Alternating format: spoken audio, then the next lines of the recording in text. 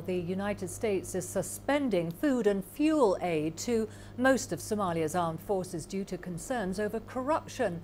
It's a major blow to the country as African peacekeepers are starting to withdraw this month. The US says the Somali military has repeatedly failed to account for food and fuel supplies.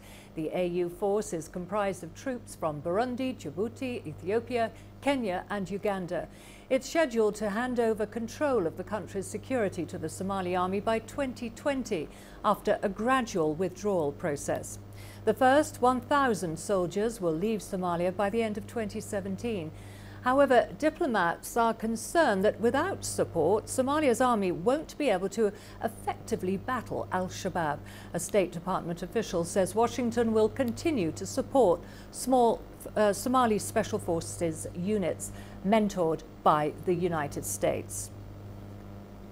Well, disturbing news coming out of Somalia. Let's get you more on this incident from CGTN's Abdulaziz Bilo, who joins me now live from the Somali capital, Mogadishu. Al-Shabaab has claimed responsibility for the attack. What are the authorities focusing on in their investigations? Well, Karen, according to the acting police commissioner there, in that soundbite, he's saying that 18 members of his police unit died in today's attack, and a similar number were injured. So investigation for now remains ongoing here. We're still waiting for more information from the police regarding on that attack. But one thing that they'll be focusing on is how he was able to acquire police uniform, because what we know so far is that the bomber was disguised himself as a member of the Somali police force. So how he managed to get that, and the other thing that the police will be investigating was how he was able to lurk around that heavily fortified zone dressed in an explosive vest and able to attack a police during a parade outside the General Kahia Police Academy. So those will be some of the questions that the investigators will seek to unravel in the coming days. But then again, it's not the first time that Al-Shabaab has struck in this manner. In the past,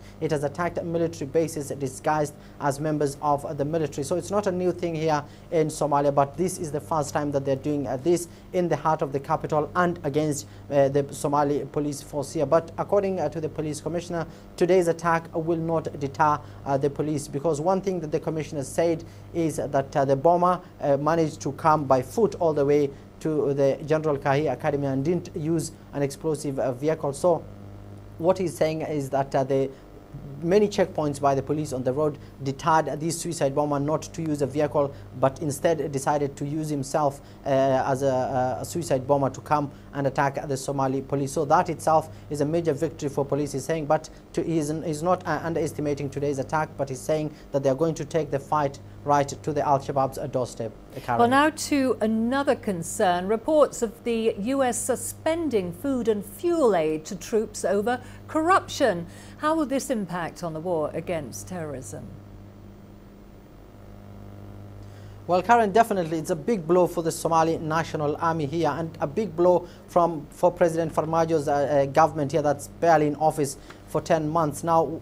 After he took over office, President Farmajo said that his priority will be security, and part of it is to rebuild and restructure the Somali National Army into a competent force that can be able to take over from AMISOM and also to tackle the Al-Shabaab head-on. Now, the news by the United States to suspend food and fuel to members of the Somali National Army, definitely, Karen, a big blow to the military that heavily relied on international support, especially from the US. Also, AMISOM relies on the US funding here in the country, but definitely for the Somali military that wasn't even a competent security force in the first place, ill-equipped, poorly trained, and decades-long arms embargo here, restricting them from having weapons and fighting the Al-Shabaab using new and tough weapons. So definitely all this compounded together is a big blow for President Farmajo. But one thing that we are remaining to note is that how President Farmajo's government will address this new report by the US